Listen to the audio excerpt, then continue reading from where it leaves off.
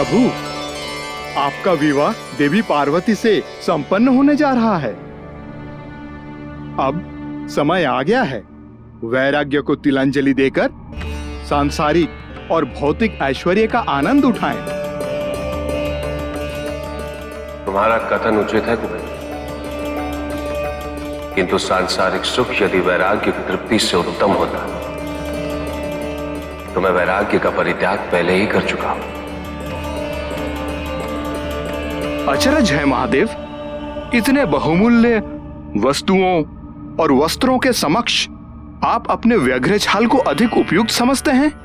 मूल्यवान वस्तुओं से क्षणिक सुख प्राप्त होता है कुबेर, किंतु परम आनंद की अनुभूति केवल मानसिक शांति से ही प्राप्त होती, और मानसिक शांति संतोष से प्राप्त होती। इन मूल्यवान वस्तुओं को स्वीकार करने के पश्चात क्षणिक संतोष अवश्य प्राप्त होगा। अस्थिर मन का यही चंचल स्वभाव असंतोष का आधार है। इससे कहीं उत्तम तो मेरी व्याघ्र छाल है, जिससे सहजता की उपलब्धि भी होती है और जो प्राकृतिक भी है। लेकिन प्रभु, ये वस्त्र भी तो प्रकृति से ही प्राप्त हुए हैं, तो फिर इनमें और आपके व्यग्र छाल में भेदभाव क्यों? भेदभाव इन वस्त्रों से नहीं, इन वस्त्रों की निर्मित विधि से है। व्याघ्र की मृत्यु के पश्चात जब उसकी छाल का कोई महत्व नहीं रहता, तब मैं उसे अपने शरीर पर धारण करने हेतु उपयोग में लाता हूं।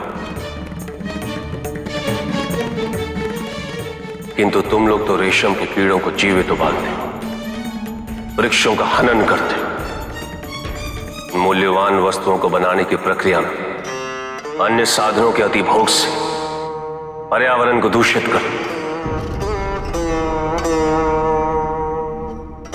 और अंत में मूल्यवान वस्तुओं को धारण करने वाला अपने आप को अभिजात्य वर्ग की श्रेणी में सम्मिलित कर दूसरों को ओछी दृष्टि से देखता है।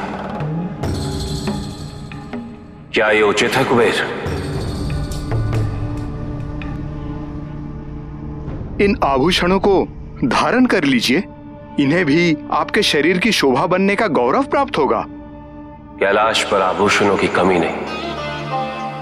कितनी सुंदरता है इन बेलपत्रों, इन सीपियों में। बिना किसी को कोई यातना पहुंचे, बिना किसी हिंसा के इन्हें प्राप्त किया जा सकता है। ऐसी वस्तुओं का ऊर्जा मंडल इन्हें धारण करने वालों को संतोष और शांति प्रदान करता है।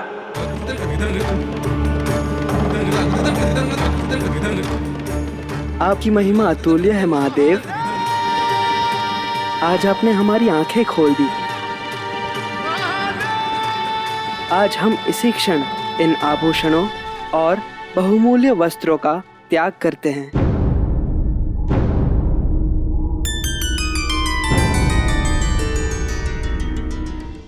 कुबेर के वश में तो नहीं आए महादेव। और कौन है जो महादेव के विचारों को परिवर्तित करने में सक्षम है?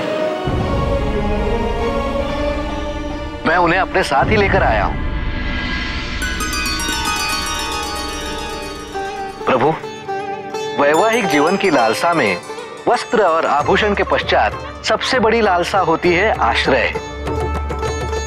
संसार को वास्तुशिल्प का ज्ञान विश्वकर्मा द्वारा ही प्राप्त हुआ है। विश्वकर्मा महादेव को भवन में रहने का महत्व समझाएंगे, निवास की सूक्ष्मताओं से उन्हें अवगत कराएंगे। जैसे ही महादेव ने भवन में प्रवेश करना स्वीकार कर लिया, वैसे ही समझ लीजिए सांसारिकता में महादेव का प्रवेश हो गया। उत्तम विचार है नारद तुम्हारा। विश्वकर्मा का चुनाव उचित होगा प्रभु। निस्संदेह विश्वकर्मा अपने उच्च विचारों से किसी को भी प्रभावित कर सकते हैं। आप सबकी सहमति है तो ऐसा ही हो। महादेव के विचारों को परिवर्तित करने का, उन्हें मुख्य धारा में लाने का प्रयास तो करना आवश्यक है।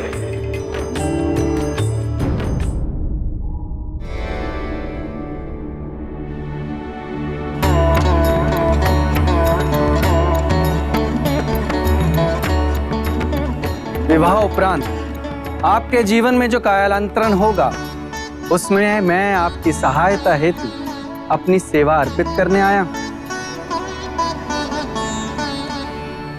कैसी सेवा विश्वकर्मा? आपके भवन निर्माण में मैं अपना परामर्श प्रस्तुत करना चाहूंगा। किंतु मेरे पास तो भवन ही नहीं। परंतु अब होगा महादेव। मैं आपके लिए ऐसा भव्य निवास स्थान निर्मित करूंगा जो संसार में अतुल्य हो। जब इतने विशाल गगन का छत्र हम सब पर विराजमान है, तो भवन की क्या आवश्यकता है विश्वकर्मा? प्रकृति के संरक्षण में रहना सबसे उत्तम।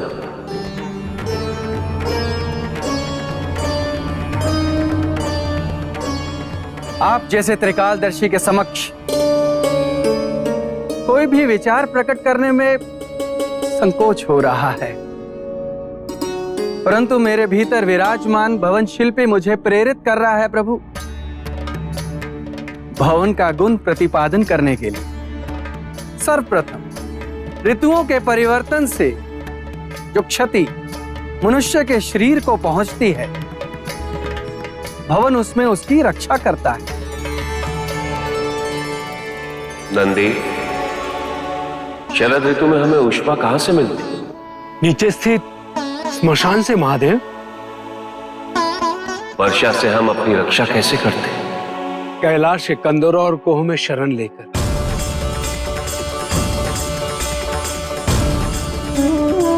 यही कैलाश ग्रीष्म ऋतु अपने हिमखंडों से हमें शीतलता प्रदान करता है।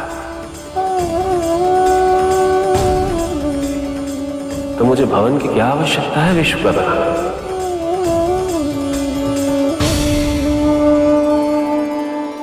भवन की द्वितीय आवश्यकता व्यक्तिगत जीवन के लिए होती है और साथ ही बहुमूल्य वस्तुओं की रक्षा में भी भवन सहायक होता है। सुरक्षा की आवश्यकता उनको होती है विश्वकर्मा जो आवश्यकता से अधिक पूंजी संचय कर लेते हैं, किंतु मेरे पास तो ऐसा कुछ भी नहीं जो मुझे असुरक्षा का आभास देता है। तो फिर मुझे भवन की आवश्यकता क्यों? जब ये समस्त संसार मुझ में ही नहीं, तो क्या निजी, क्या सार्वजनिक, सब एक समान। आपके द्वारा बनाए प्रत्येक भवन की एक अवधि होती है। इसे पार करने के पश्चात वो प्राचीन हो जाते हैं, सब नश्वर। किंतु प्रकृति इसके विपरीत अपनी भंगिमाओं से नवीन होती जाती है। यदि प्रकृति से उत्तम कोई आश्रय है तो बताइए, मैं शीघ्र वहां वास करने हेतु चला जाऊंगा।